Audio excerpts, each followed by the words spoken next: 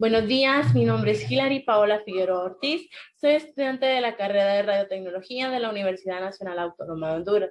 Actualmente estoy cursando la clase de Introducción a la Radiología y hoy vamos a hablar sobre los modelos atómicos.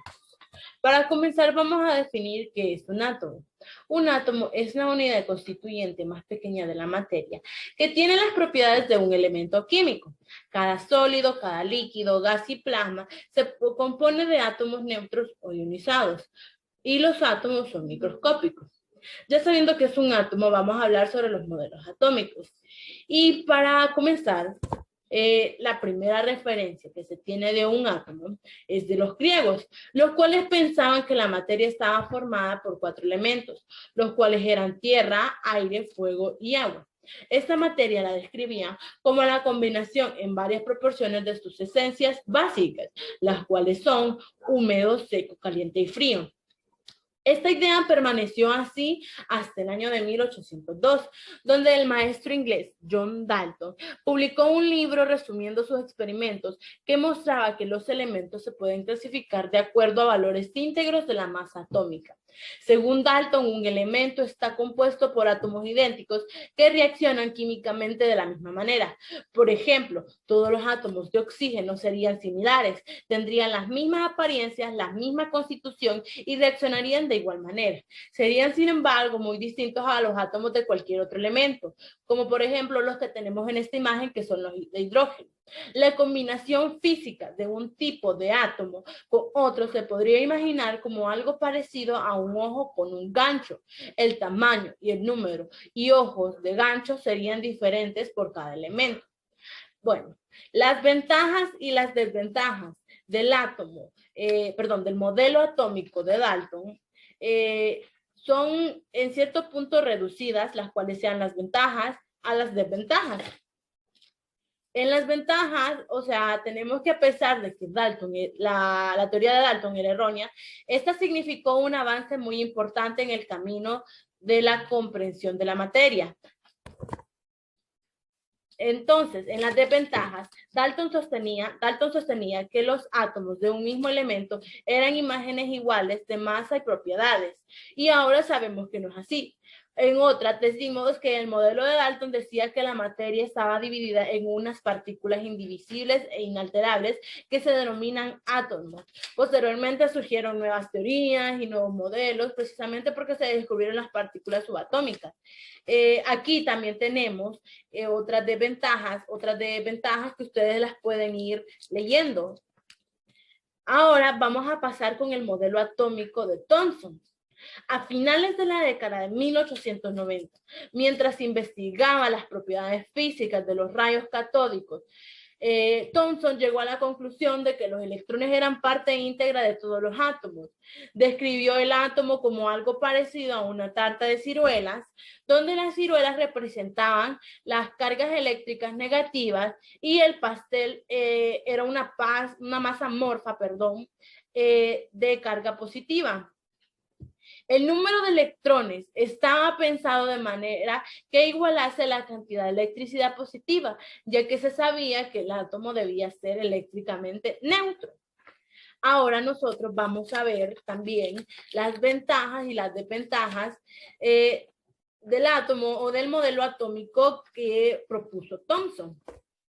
En las ventajas tenemos que, además de que realizó los experimentos para descubrir el electrón, incorpora la idea de que el modelo atómico está formado con partículas de diferentes cargas, positivas y otras que eran negativas. Con ello justifica los experimentos en los que se manifiesta una interacción de la materia con la electricidad. Por ejemplo, la conductividad de los metales, las celdas electromagnéticas y los electrolisis.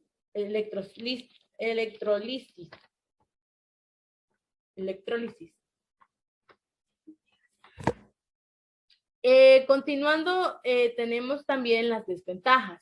El error de Thomson fue que la visualización no era exacta, la del átomo. Y al plantear ambos tipos de partículas se encontraban estrechamente en contacto. budín de pasas. No podía justificar la generación de los espectros de emisión que se habían observado al someter a descarga una muestra de un gas y observando un espectro de líneas características. Tenemos también otras desventajas que se pueden ir leyendo en la presentación. Continuamos con el modelo atómico de Rutherford.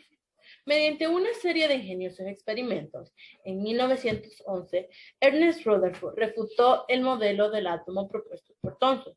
Rutherford introdujo el modelo nuclear que describe el átomo como un centro pequeño, denso, cargado positivamente y rodeado de una nube negativa de electrones. Llamó al centro del átomo núcleo. Aquí podemos ver el modelo atómico que fue propuesto por Rutherford. Ahora, las ventajas y las desventajas del modelo atómico de Rutherford. En las ventajas nos dice que introduce el concepto del núcleo atómico. Tal vez no lo mencionó, pero sus estudios llegan a esa conclusión. Deshace la concepción atómica que dejó Thomson, por esto mismo abre el camino a nuevas maneras de comprender la estructura, la naturaleza y la conformación, no solo de los átomos, sino de la naturaleza del universo y del universo entero. La importancia del modelo de Rutherford residió en proponer la existencia de un núcleo en el átomo. Esto fue un gran avance porque para los anteriores dos átomos no se tenía un núcleo como tal. Y las demás ventajas.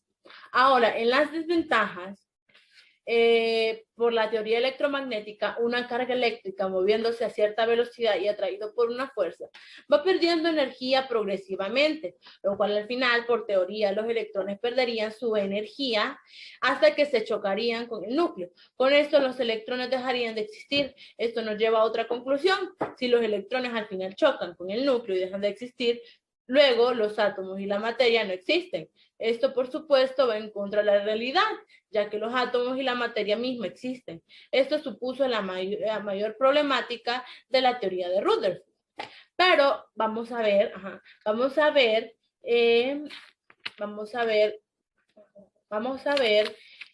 lo que es el modelo también de Bohr, que es el último y es el que todos utilizamos. En 1913, Niels Bohr mejoró la descripción del átomo hecha por Rutherford. El modelo de Bohr era un sistema solar en miniatura en el que los electrones giraban alrededor del núcleo en determinadas órbitas o niveles de energías. Para la visualización, aunque los detalles de esta estructura atómica se describían con más exactitud en un nuevo modelo llamado de los cuantos cromodinámicos, básicamente el átomo de Bohr contiene un núcleo pequeño, denso, cargado positivamente y rodeado por electrones cargados negativamente que giran alrededor de este núcleo en órbitas fijas bien determinadas. En un átomo normal, el número de electrones es igual al número de cargas positivas del núcleo. Entonces, esto es lo que se nos dice del modelo de Bohr. Aquí tenemos también lo que es la forma o el modelo atómico de Bohr, donde podemos ver el núcleo, los electrones y las órbitas. Las ventajas y desventajas del modelo atómico de Bohr o el átomo de Bohr. En las ventajas, con Bohr aparecieron los famosos niveles de energías, que son lugares en donde posiblemente podría encontrarse un electrón.